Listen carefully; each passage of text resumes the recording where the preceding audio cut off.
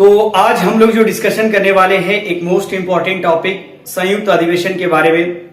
और बहुत मर्तबा आपका जो है कि संयुक्त अधिवेशन से संबंधित जो सवाल होते हैं उसमें काफी ज्यादा आपको कंफ्यूजन होता है। तो उस कंफ्यूजन के पॉइंट्स पे हम यहाँ पे डिस्कशन करेंगे कि संयुक्त अधिवेशन क्या होता है और संयुक्त अधिवेशन का प्रोविजन भारतीय संविधान में कहाँ पे है। तो ये संयुक्त अधिवेशन बहुत मोस्ट इंपॉर्टेंट रूल पे कर सकता है यदि आज इसको आप अच्छे तरीके से समझ लेते हो ना। तो यहाँ पे हम लोग संयुक्त अधिवेशन के बारे में समझने की कोशिश करते हैं कि संयुक्त अधिवेशन क्या होता है, भारतीय संविधान में कहाँ पे इसका प्रोविजन किया गया, एक एक करके समझते हैं।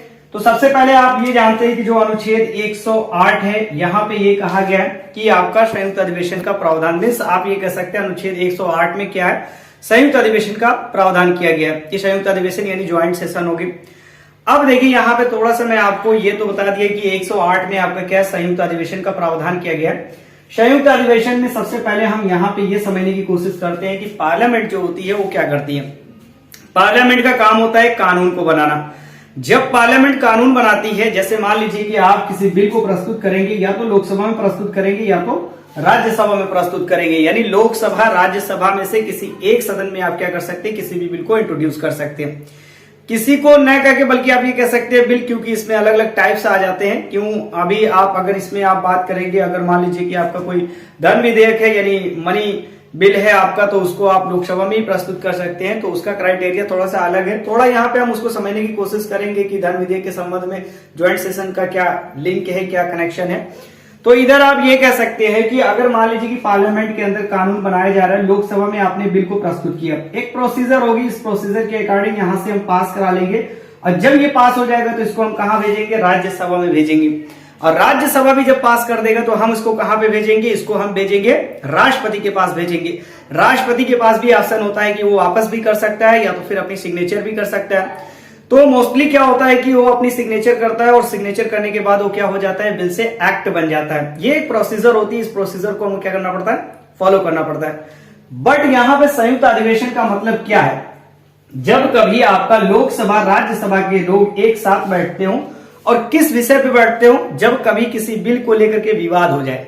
जैसे मान लीजिए कि आप साधारण विधेयक लेकर के गए हुए हैं, कहां पे लेकर के गए हैं, लोकसभा में लेकर के गए, क्योंकि साधारण विधेयक या तो आप लोकसभा में भी प्रस्तुत कर सकते हैं, राज्यसभा में भी प्रस्तुत कर सकते हैं। दोनों सदनों में से किसी भी एक सदन में आप क्या कर सकते हैं, उस चीज को प्रस्तुत कर सकते हैं। तो जब आप इसको दोनों सदनों में प्रस्तुत कर सकते हैं तो यहाँ पे आप क्या हो सकता है, या तो एक सदन से पास हो जाए या दोनों सदन से पास हो जाए। अगर दोनों सदनों से ये पास नहीं हुआ, एक सदन में जाकर के विवाद का कारण बन गया, ऐसी स्थिति में क्या होता है, साधारण विधेयक को लेकर के राष्ट्रपति के पास यह अधिकार होता है कि वो क्या कर सकता है, संयुक्त अधिवेशन बुला सकता है अनुच्छेद 108 का प्रयोग करते हुए। यानी 108 का प्रयोग करते हुए राष्ट्रपति क्या कर सकता है, दोनों सदनों की संयुक्त अधिवेशन के लिए कॉल कर सकता है। ये दोस्त इंपॉर्टेंट पॉइंट मैंने आपको बताया कि 108 में संयुक्त अधिवेशन का प्रोविजन है। क्यों किया जाता है, ये इसलिए किया जाता है जब एक सदन में आपका पास हो जाता है, दूसरे सदन में आपका जो कि पास नहीं हो पाता है और कानून का बनाया जाना जरूरी हो जाता है, तो ये स्थिति होती है। प्लस अगर आप यहाँ पे एक और फैक्ट की बात करें तो इसमें आपका बुलाता कौन है, तो आप हमेशा याद रखिएगा बुलाने का काम कौन करता है, राष्ट्रपति के माध्यम से बुलाने का काम किया जाता है। तीसरा इसमें मोस्ट इंपॉर्टेंट फैक्ट है जिसमें आपका बहुत ज्यादा कंफ्यूज होता है, इसकी संयुक्त अधिवेशन की अध्यक्षता कौन करता है। क्योंकि देखिए जब कभी आप साधारणतः कोई बिल को बना रहे होते हैं यानी पास करा रहे होते हैं, तब आपका क्या होता है, सदन का जो प्रिसाइडिंग ऑफिसर होता है वही सब सारा चीजें करता है ना, वही सब सारी चीजें करता है। यानी उसको जो है कि किस तरीके से प्रस्तुत कराना है, किस तरीके से नहीं कराना है, किसको बोलने की अनुमति देनी है नहीं देनी, वो सब सारी चीजें जो है कि प्रिसाइडिंग ऑफिसर के पास होती है। यानी आप अगर लोकसभा में है तो लोकसभा में कौन होगा, लोकसभा में आपका लोकसभा का स्पीकर होगा, और अगर राज्यसभा है तो राज्यसभा में कौन होगा, राज्यसभा का जो सभापति होगा वो इस चीज को करता है। तो इधर जब आपका ज्वाइंट सेशन होता है, संयुक्त अधिवेशन होता है, तो संयुक्त अधिवेशन वाली स्थिति में जो स्पीकर होता है वो उसकी अध्यक्षता करता है। यानी लोकसभा का जो स्पीकर होता है ना, ये स्पीकर के माध्यम से क्या किया जाता है, उसकी अध्यक्षता की जाती है। अब सवाल ये है कि मान लो कि उस वक्त जब ज्वाइंट सेशन कराई जा रही है, स्पीकर नहीं है, तो फिर कौन करेगा। तब आपको ये यहाँ पे लिखने की जरूरत है कि यदि वो नहीं है, एक सीक्वेंस में बता रहा हूं, स्पीकर नहीं है तो लोकसभा का डिप्टी स्पीकर करेगा। अगर डिप्टी स्पीकर नहीं है तो राज्यसभा का डिप्टी चेयरमैन करेगा, उपसभापति करेगा, और यदि उपसभापति नहीं है तो फिर आपको जो है कि उन्हीं व्यक्तियों में से किसी एक व्यक्ति को चुनना होगा और वो उसकी क्या करेगा, अध्यक्षता करेगा। यानी सीक्वेंस आपको याद करने की जरूरत है, कभी भी भूल करके ये चीजें आपको लगाने की जरूरत नहीं है कि जो राज्यसभा है, राज्यसभा का जो सभापति है, वो सभापति जो है कि इसकी अध्यक्षता कर सकता नहीं, बिल्कुल नहीं। आपका सदन की सदस्यता वो नहीं कर सकता, ज्वाइंट सेशन में वो नहीं कर सकता। अब कहेंगे क्यों, तो यहाँ पे आपका क्यों का जो सवाल आपका जो आपके माइंड में आ रहा है वो इसलिए क्योंकि जो राज्यसभा होती है, राज्यसभा में जो सभापति होता है वो सभापति उस सदन का मेंबर नहीं होता है। जो हमारा वाइस प्रेसिडेंट होता है वही वाइस प्रेसिडेंट क्या करता है, वही सभापति के काम को अंजाम देता है। यानी सभापति के पद पे, यानी चेयरमैन के पद पे, राज्यसभा के चेयरमैन के पद पे हमारा जो वाइस प्रेसिडेंट होता है वो काम करता है। इसलिए जो है कि वो सदन की सदस्यता नहीं कर सकती, यानी अध्यक्षता नहीं कर सकता। तो इधर सीक्वेंस समझने की जरूरत है। पहले नंबर पे आपका स्पीकर, दूसरे नंबर पे राज्यसभा नहीं, लोकसभा का डिप्टी स्पीकर।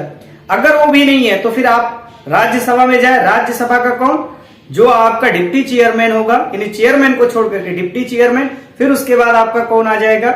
यदि इन तीनों में से कोई व्यक्ति नहीं है तब आप क्या करेंगे, किसी ऐसे व्यक्ति को चुनेंगे जो दोनों सदनों में से कोई एक होगा। उसके बाद उसको क्या करते हैं कि हम अध्यक्षता करवाते हैं। ये मैंने मोस्ट इंपॉर्टेंट पॉइंट आपको बताया है। अध्यक्षता को लेकर के बार बार एग्जाम में आपके इस तरीके के स्टेटमेंट आते हैं। अब देखिए इसमें एक मोस्ट इंपॉर्टेंट पॉइंट और आप समझने की कोशिश कीजिए कि जो आपका रूल्स होते हैं, जब कभी ज्वाइंट सेशन को बुला लिया जाता है, वैसे तो आपका जब लोकसभा में होता है तो लोकसभा के रूल्स चलते हैं, है ना, रूल्स चलते हैं। और अगर मान लीजिए कि राज्यसभा में तो राज्यसभा के रूल्स चलेंगे। लेकिन ज्वाइंट सेशन में जो रूल्स चलते हैं, क्योंकि लोकसभा और राज्यसभा के अपने अपने रूल्स हैं। अभी हाल ही में आपने देखा होगा कि कुछ सदन में जो है कि लोग हंगामा कर रहे थे, तो उसमें जो है कि सदन से उनको बर्खास्त किया गया था। तो उनके रूल्स होते हैं, उसी रूल का इस्तेमाल करते हुए क्या करते हैं, इस तरीके की कार्रवाई करते हैं। तो यहाँ पे जो रूल्स अप्लाई किए जाएंगे वो किस तरीके के रूल अप्लाई किए जाएंगे, यहाँ पे दोनों रूल अप्लाई नहीं किए जाएंगे। यहाँ पे अगर मान लीजिए कि आपका स्टेटमेंट में ऐसे दे दिया जाए कि जब कभी इसमें आपका कोई हंगामा करता है या कोई विवाद उत्पन्न करता है और इसमें आपका राज्यसभा के लोगों के लिए राज्यसभा के रूल्स अप्लाई किए जाएंगे और लोकसभा के लिए लोकसभा के रूल्स अप्लाई किए जाएंगे, तो ये स्टेटमेंट आपका क्या होगा, गलत होगा। सभी के लिए आपका कौन सा फॉलो किया जाएगा रूल, सभी के लिए आपका लोकसभा के रूल्स को फॉलो किया जाएगा। ये भी एक इंपॉर्टेंट पॉइंट था। फिर उसके बाद यदि आप बात करें इसमें जो आपका ज्वाइंट सेशन है, ठीक ना, ये कौन से विधेयक पे बुलाया जाता है, तो संभवतः आगे आप देखें तो इसमें साधारण विधेयक का नाम लिया जाता है। बाकी संविधान संशोधन के लिए नहीं बुलाया जा सकता क्योंकि उसको अलग अलग पास करना होता है। मनी बिल पे अथॉरिटी ज्यादा किसके पास है, ये मनी बिल की अथॉरिटी सबसे ज्यादा आपका लोकसभा के पास है। राज्यसभा 14 दिन तक बस रोक सकती है। ऐसी स्थिति में विवाद का कोई कारण नहीं बनता, तो वहां पे आप जो है कि उसका ज्वाइंट सेशन नहीं बुला सकते। तो संभवतः आप यहाँ पे इस चीज को करने की जरूरत यह है कि आपका जो साधारण विधेयक होता है, उसी साधारण विधेयक पे क्या किया जाता है, हम क्या करते हैं कि संयुक्त अधिवेशन को बुलाते हैं।